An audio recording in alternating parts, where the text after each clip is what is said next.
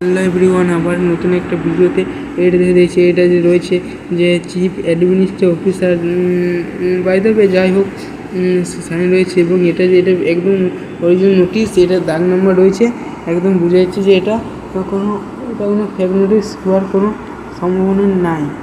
তো এই নোটিশটা বলা হয়েছে যে for admission in the first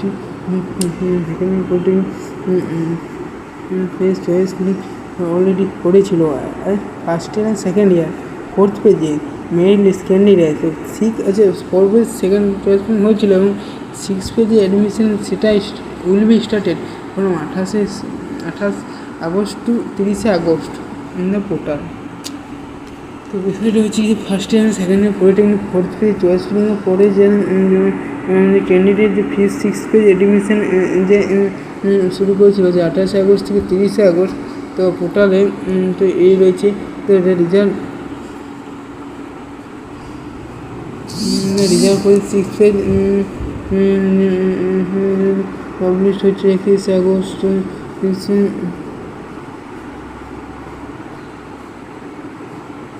result হয়েছে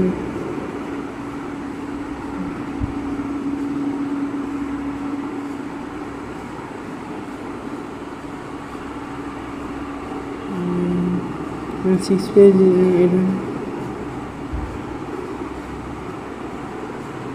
যাই হোক, 6 পেজ অ্যাডমিশন সেটা 20 সেপ্টেম্বর থেকে 22 সেপ্টেম্বর কিন্তু নিতে হবে। আর এর ভিতরে 25 সেপ্টেম্বর যখনই পেয়ে যাবে তখনই স্কুল কাউন্সিল তারপরে একটা ভ্যাকেন্সি লিস্ট ওই ফার্স্ট উইকের মধ্যে পাবলিশ করে দেবে। যা নিল না নিল স্কুল কাউন্সিল যদি পাইতে ভালো, যাতে পরের বছর আবার জ্যেষ্ঠ ভূগোলের যখন হবে তখন 2025-এর কোথায় তুলে ধরা হয়। ওটা কিছুদিন পর হয়তো সে এই বছরটা গ্যাপ দিয়ে পরের বছর করতে পারে। খুব একটা যে সমস্যা হবে সেটা নয়, কিন্তু সরকারি কলেজে না পায়, প্রাইভেট কলেজে যদি ভর্তি হয়, প্রাইভেট কলেজে কিন্তু ভর্তি হওয়াটা অনেকটা চাপের বিষয়। তার ফ্যামিলি কন্ডিশন কীরকম আছে কি না ইত্যাদির উপর নির্ভরশীল করে।